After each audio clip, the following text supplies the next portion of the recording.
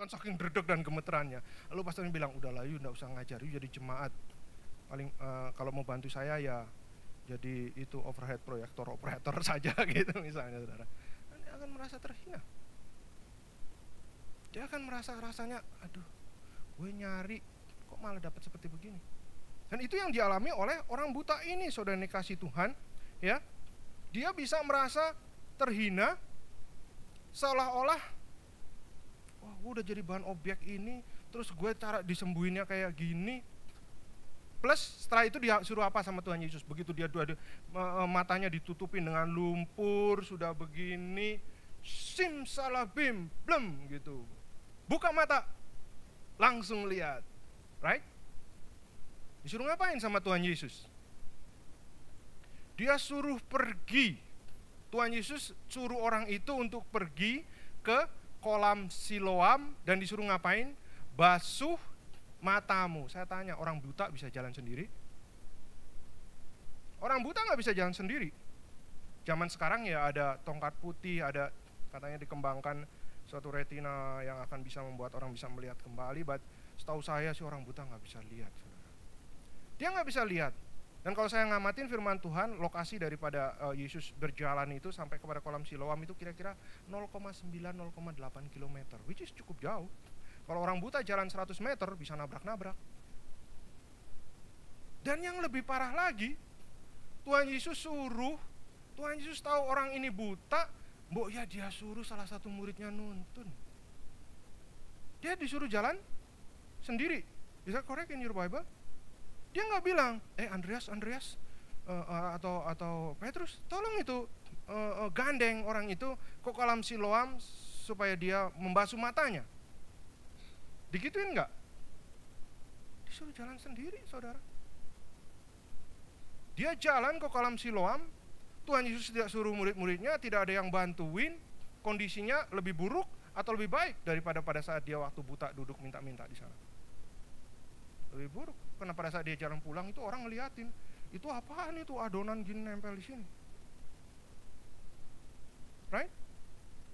Kondisinya tuh lebih buruk, saudara dikasih Allah, kalau Anda mau tahu. Jalan 0,9 km is tough. Dalam kondisi buta, dalam kondisi lebih buruk, perasaannya sakit, diomongin orang sepanjang jalan, saudara. Ya, tapi perhatikan orang buta ini. Dia tetap pergi. Dia tetap pergi ke kolam Siloam. Saya nggak tahu gimana caranya dia nyampe di sana. Terus terang Alkitab tidak menceritakan. Either dia nabrak-nabrak, either dia ya nggak tahu ada orang atau gimana. Yang jelas dia sampai, dia cuci muka, lalu dia sembuh, saudara. Dia cuci muka dan dia sembuh. Ayat ke-7 dalam kitab Yohanes dicatat di situ. Siloam artinya yang diutus. Yang diutus berbicara tentang suatu metafora, suatu perbandingan tentang kepatuhan, obedience. Orang yang diutus itu kalau nggak patuh, dia macam-macam. Tapi orang yang diutus itu dia patuh, makanya dia mau pergi, diutus. Itu metafora dari Siloam, ya. Sewaktu Yesus Kristus menyuruh orang buta itu pergi ke kolam Siloam, perhatikan, orang itu pergi dengan permohonannya tidak dijawab. Yang pertama, permohonannya untuk bisa lihat tidak dijawab. Makanya saya katakan proses, struggle. Lalu yang kedua, dia pergi dengan kebutuhannya nggak dipenuhin, dan dia pergi dengan masih ada pertanyaan di kepalanya. Kok cara Tuhan nyembuhin tuh begini? Kok Tuhan nyuruh aku dengan kondisi kayak gini, aku nyampe sana tuh sembuh nggak ya? Aku cuci muka sembuh nggak ya? Harapan kita kan dia lagi di jalan tiba-tiba bang gitu, belum sampai sana terus lihat gitu ya. Pada saat kita punya problem kan gitu kan, sebelumnya bam ada jawaban dari Tuhan gitu ya tak? Dan dia pergi, saudara, dalam kondisi lebih buruk daripada sewaktu dia minta-minta di sana. Coba Anda perhatikan baik-baik, dia kondisi lebih buruk. Dan saya mengamati, saya lihat orang buta ini, mungkin pada saat dia pergi dia nggak mengerti, dia tidak paham sepenuhnya cara Tuhan menyembuhkan, saudara. Dia nggak paham.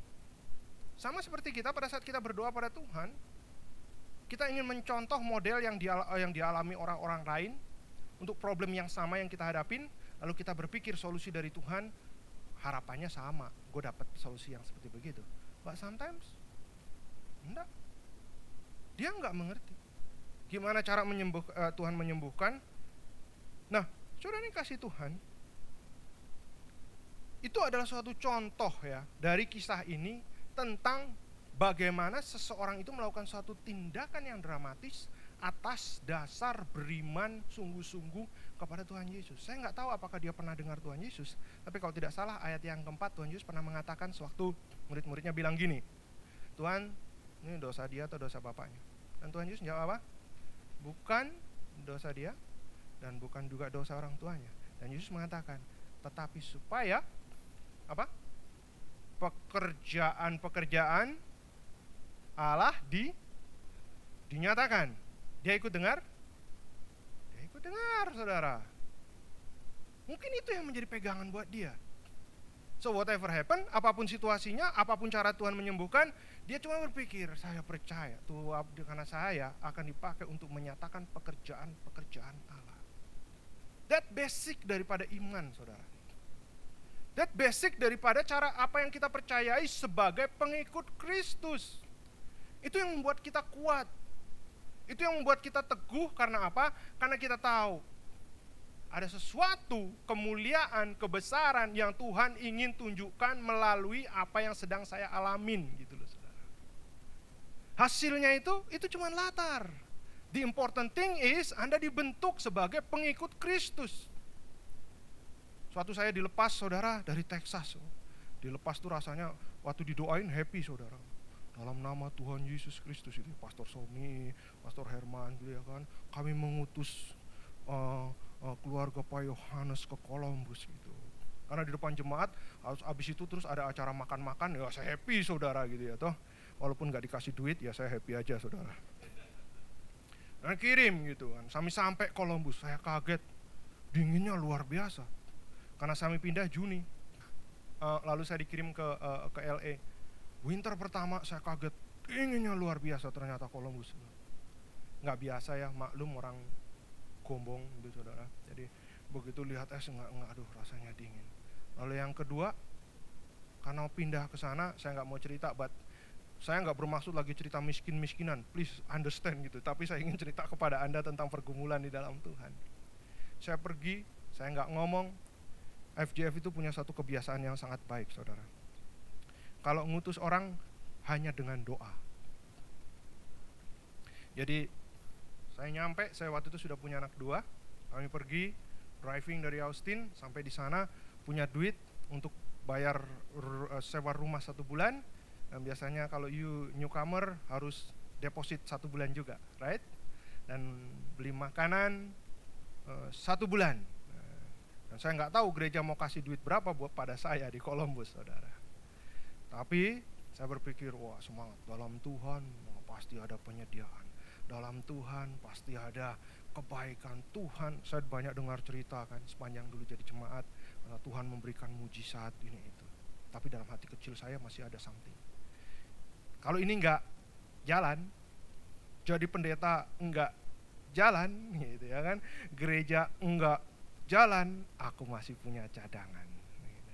Ijazah insinyur, saudara, istilahnya ijazah kan saya sekolah di Texas kan, engineer gitu kan. Wah, saya masih punya cita-cita, saudara. Kalau Anda mau tahu, sebelum saya pulang mau buka usaha consultant company sendiri. Duit saya belikan buku dan software waktu di Austin. Jadi saya pulang kan bangga kan, wah, Yohanes Consulting Engineer Company. Wah, kalau jadi pendeta-pendetaan enggak jalan, aku masih punya cadangan. Saya nggak pernah cerita of course kepada Pastor Somi. Waktu saya mau dikirim, jangan salah, saya nggak pernah. Kalau dia tahu, nggak mungkin saya dikirim gitu kan. Ini orang mendua hati katanya gitu kan. Nah, tapi saya pergi. Dan saudara yang dikasih Tuhan, 1 tahun, that's 99. Oh ya, 2 tahun 2000. Saya masih punya cadangan. Karena orang punya cadangan tuh melayani, hatinya 2 kan. Mau melayani Tuhan, tapi kalau nggak jalan, mau cari cara sendiri. Saudara yang dikasih Allah, tadi saya katakan saya mau punya usaha consulting company, saya kirim buku ke Indonesia, papa mertua saya kirimi duit. Saya bilang, beliin itu kontainer, tong. Di Indonesia ada yang biasa buat oli, buat ekspor barang itu. Masukkan semua buku saya di situ, Pak. Terus tutup, jadi nggak rusak kena udara ini itu kan. Karena saya pikir kalau nggak jalan saya pulang. Anda tahu di Jakarta, tahun 2000 ada apa? Banjir besar. Tahun 2000 atau 2002 atau 2001 saya lupa Februari. Ada banjir besar di Jakarta. Ya kan pas saya lagi di tengah-tengah, kalau mau melayani 1 tahun tuh rasanya udah kepengen udahlah susah lah gitu. Ada banjir besar, terus saya iseng telepon ke Jakarta kepada papa mertua saya. Gimana kabarnya Pak, ada banjir? Oh syukur kita nggak kebanjiran. Kok bisa nggak kebanjiran, kan rumahnya rendah? Ya kita tinggal di lantai 2. Oh itu cuma bukan kebanjiran Pak, saya bilang itu. Tinggal di lantai 2 saudara. Ngobrol-ngobrol, sebetulnya tujuannya saya pengen tahu gimana nasib pengharapan saya tadi itu gitu ya, atau buku dan segala macamnya. Dan akhirnya saya tanya, gimana buku Mas? Dia bilang, wong banjir mikiri buku, ngapung semua. Masuk ke dalam, ngapung semua. Terus saya pikir ngapung, ya tolong Pak dijemur. Dijemur apa Mas? Gitu. Dibuka juga ndak bisa, jadi bubur. Jadi bubur, ya maksudnya kertasnya rusak gitu kan. Ndak bisa Mas, dibuka rusak bubur. Berapa banyak Pak? Saya tanya. Semua Mas. Yang benar Pak? Semua Mas. Saya langsung lemas. 1 minggu saya nangis Bombay saudara. Ya Anda enggak percaya badan segini bisa nangis? Bisa saudara. Saya nangis 1 minggu. Saya bilang sama Tuhan, enggak lucu Tuhan. Gue udah jauh-jauh ke Columbus. Lihat nih, mau jadi pendeta Tuhan. Walaupun enggak ngomong kalau masih punya cadangan. Saya nangis 1 minggu saudara. Karena hilang semua. Masa saya suruh sekolah lagi 2 tahun, kan enggak kira-kira itu lebih lucu lagi. Saya nangis sama Tuhan. God, what do you really want from me? Mau disuruh ngapain? Udah ditaruh di tempat yang enggak ada makanan Indonesianya. Ada toko Asia baru jualan kecap ABC. Jangan harap mau makan yang lain. Di Columbus waktu itu saudara enggak ada apa-apa. Dan diginiin lagi Tuhan, enggak lucu, enggak suka saya. Bah, saudara seringkali itu pembentukan yang Tuhan sedang lakukan. Saya nggak tahu Anda gimana yang Anda alamin. But kalau saya sharing seperti itu, because itu yang saya alami. Dan setelah itu saya bilang aku mau menyerahkan diri sepenuhnya. Suka nggak suka aku harus belajar gini Tuhan. Aku ingin melewatin ini semua saudara. Nah, saudara ini kasih Allah. Saya ingin stop. Saya ingin tanya kepada Anda. Saya nggak tahu Anda datang ke gereja hari ini dengan apa. Mungkin Anda ada di antara Anda saat ini sedang menanti jawaban dari Tuhan dengan muka yang ada lumpurnya. Enggak seperti anak buta ini, tapi Anda mungkin berpikir dulu sebelum aku serius ngikut Tuhan, kayaknya hidupku lebih enak deh. Sekarang aku serius mengikut Tuhan, malah melayani Tuhan, kok kayaknya hidup lebih susah ya? Kok kayaknya lebih banyak ini itu ya? Dulu kayaknya aku lebih nyaman deh. Mau ambil keputusan besok ibadah, malamnya masih ke tempat ajigong. Ajojing. Salah. Masih ke tempat gitu kan nggak merasa berdosa. Sekarang katanya udah sungguh-sungguh ikut Tuhan, udah malam minggu suruh tidur cepat gitu kan, suruh berdoa, suruh ini itu. Kok kayaknya aku nggak tambah happy. Kerjaan tambah susah, perasaan tambah ndak enak. I don't know about you. Atau seperti saya tadi. Dulu waktu aku kerja di Indonesia, aku dihormatin orang. Jadi insinyur lapangan, kontraktor semuanya hormat. Malah kalau saya terima semuanya ngirimin duit supaya saya tanda tangan kan, dia bisa dapat ambil termin bayaran. Terus sekarang ikut Tuhan kok tambah susah. I don't know about you. Apa yang sedang Anda alamin? Apa yang sedang Anda gumulkan saat ini? Mungkin Anda duduk di hadapan Tuhan. Tuhan, kok kayak gini ya Tuhan? Nggak lebih baik dari dulu. But I want to encourage you. Saya ingin beri semangat pada Anda. Ada satu hal yang Tuhan ingin lakukan untuk menunjukkan kemuliaan-Nya melalui hidup Anda semua. Kita nggak punya luxury untuk melihat hasil. Kita masih di dalam perjalanan. Tapi saya ingin katakan kepada Anda, Tuhan Yesus kita itu Allah yang setia. Dalam 1 Tawari atau 2 Tawari mengatakan, mata Tuhan menjelajah seluruh bumi untuk menganugerahkan kasih karunia dan kekuatannya kepada orang-orang yang sungguh berharap kepada Dia. Amin, saudara. Tindakan iman bukan sekedar iman nekat, no. But kita punya suatu keinginan, whatever Tuhan, hasilnya apapun yang terjadi, aku mau percaya kepada Engkau. Hidup kita ini cuma berapa tahun sih? Kalau Anda termasuk golongan orang-orang yang kuat seperti Kaleb, 80 tahun kan gitu. Golongan orang-orang yang kuat. Kalau orang yang gak kuat, umurnya mungkin lebih pendek dari itu. Anda pernah membayangkan 80 tahun dibandingkan dengan keabadian? Eternity? Saya gak bisa membayangkan eternity kayak apa. Cuman ada bayangan matematiknya aja yang seperti begitu, cuman gak tahu. Have you ever compare the eternity spent with Christ? Gak ada bandingannya dan gak ada apa-apanya tinggal di dunia ini dibandingkan dengan kebahagiaan bersama dengan Yesus Kristus. Amin, saudara. Dan kita harus punya suatu kekuatan di zaman sekarang ini aneh-aneh. Saya dulu ngembalakan waktu saya datang sampai tahun 2004 student. Oh, I'm happy with student, saudara. College student especially. Karena student maintenance-nya low, produktivitasnya tinggi. Iya toh, ngerjain ini itu happy, walaupun persembahannya kecil juga. Saya nggak lagi ngeritik student sini, please understand. But saya cerita begitu. Nah, I'm happy. Wah, student itu problemnya enteng, man. Paling pacaran, yang kedua pacaran, yang ketiga pacaran lagi. So you cerita, terus second coming gitu kan, udah happy, saudara. Ya, tapi begitu tahun 2000, terus kita berdoa, Tuhan tolong kirim keluarga Tuhan, supaya gereja stabil. Kita pikir dengan adanya keluarga, gereja stabil, saudara. Kita pikir kan gereja keluarga tinggal di situ terus menolong melakukan ini itu. Enggak stabil. Malah tambah problem, saudara. Karena emang gereja isinya problem kan.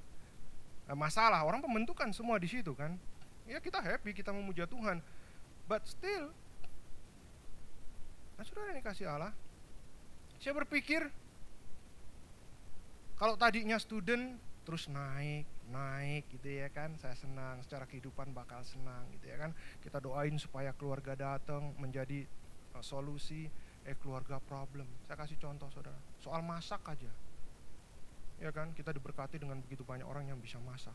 Ternyata ada persaingan di antara mereka tanpa sadar kan. Saya kalau khotbah kan, lakukan bagi kemuliaan Tuhan gitu ya kan.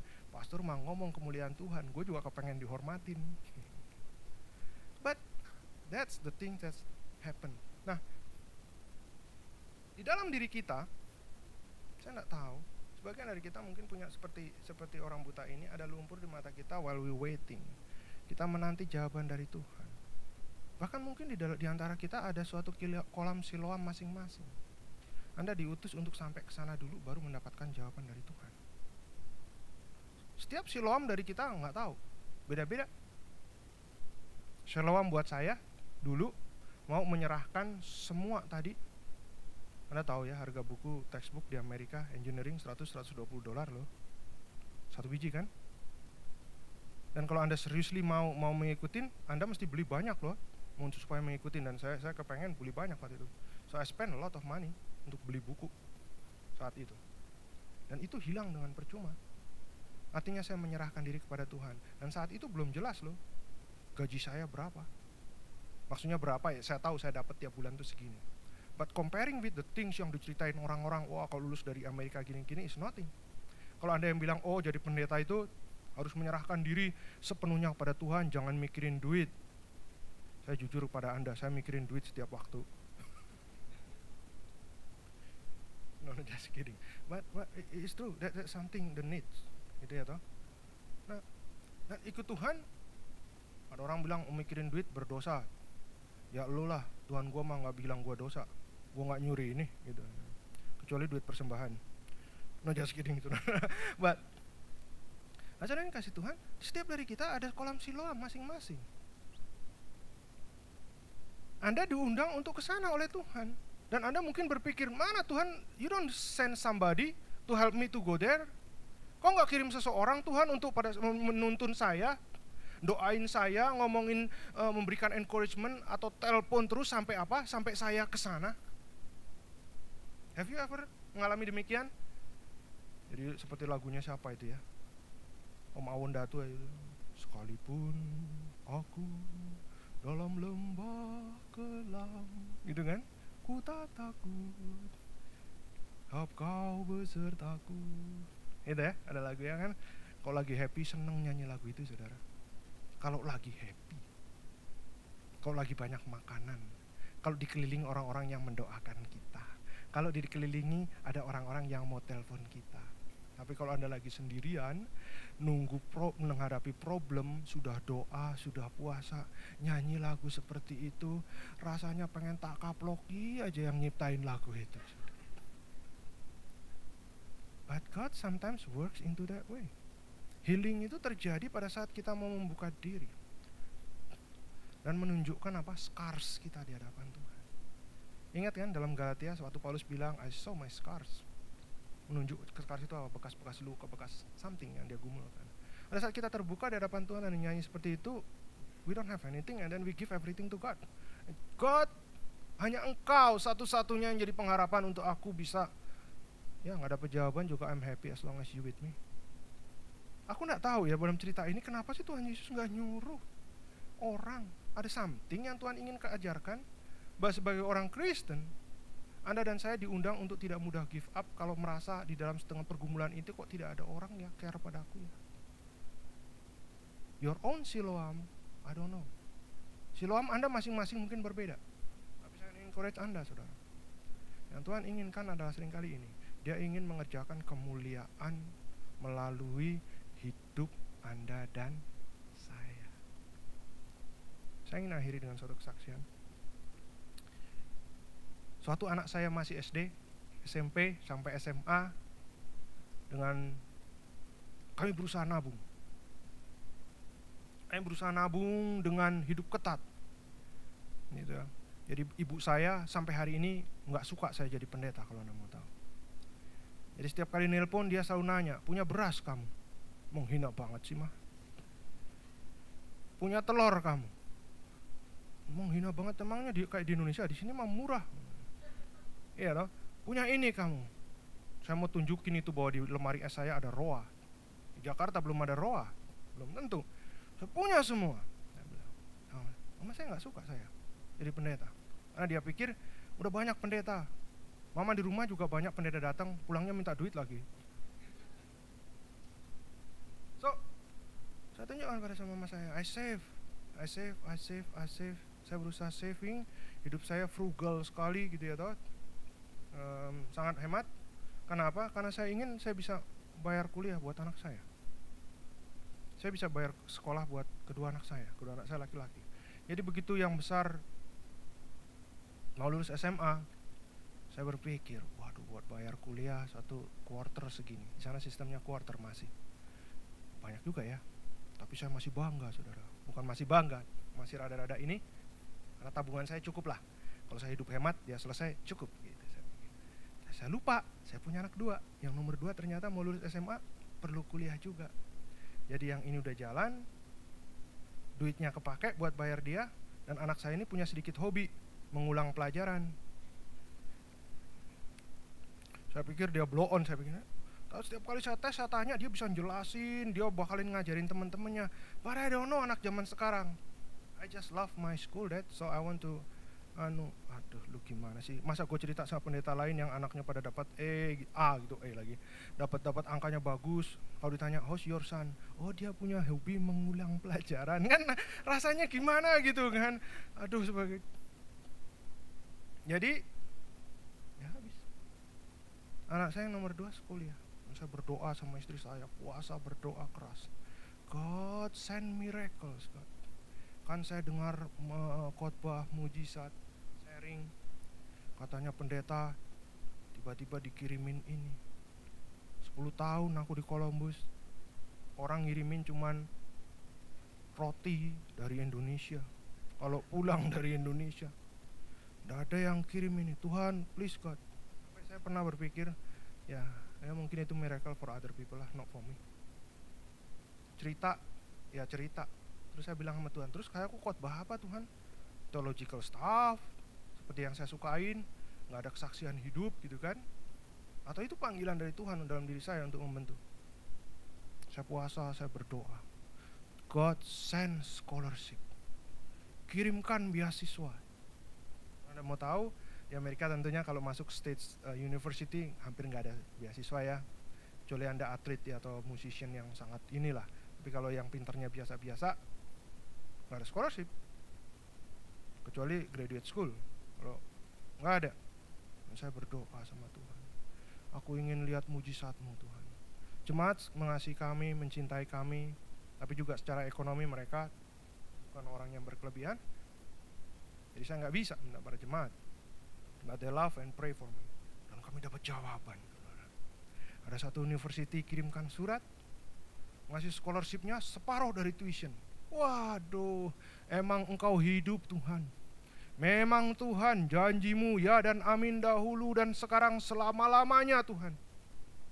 Dan di pikiran saya, saya mau kasih tahu juga, tahun lalu kami diberkati, ada orang datang, anaknya lulus, saya dibeliin mobil. Wah, saya bilang, benar Tuhan, seperti kesaksian banyak orang, bahwa Engkau dari surga kirim Honda Odyssey Tuhan, thank you Tuhan. Gitu, saya pikir gitu saudara ya kan.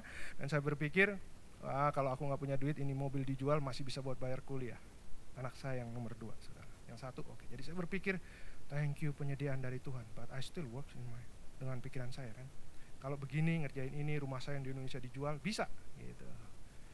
Nah, sudah dikasih Tuhan, saya dapat surat dari universitas itu, presidennya kirim surat, kasih award gitu ya kan, anaknya si A, anak saya ini diterima di jurusan ini, scholarshipnya segini. Saya udah seneng, hitung-hitung, you have to apply untuk dormitory gitu kan, kirim uang ini. Dan saya bersyukur pada Tuhan, berterima kasih pada Tuhan bahwa Tuhan benar-benar menjawab apa yang kami gumulkan saudara. Tuhan itu setia saudara. Sampai 2 minggu sebelum Agustus kami dapat surat lagi. Sorry, your son is not competitive enough, so we decline.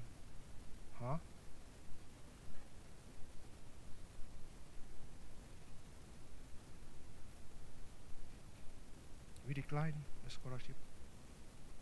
Nggak tahu akhir Juli itu biasanya orang udah mau mulai sistem mau kuliah kan, nggak ada kesempatan untuk, because tadinya dia diterima di Nebraska, dia diterima di Toledo, kami nggak bisa bayar kalau full tuition. Jadi kami menanti sekolah yang ngasih scholarship. Dan saya bilang sama Tuhan, tega banget Tuhan. Aku seperti lagunya MJZ itu saudara, termiskin di dunia. It's tough saudara, especially when you have to speak week by week, encourage the people of God with the word of God. The thing that you have to experience is susah. Dan kalau saya sharing kepada Anda, bukan sharing dari hasil, tapi sharing bahwa kita tetap percaya seperti orang buta ini pada saat kita diminta untuk jalan ke sana.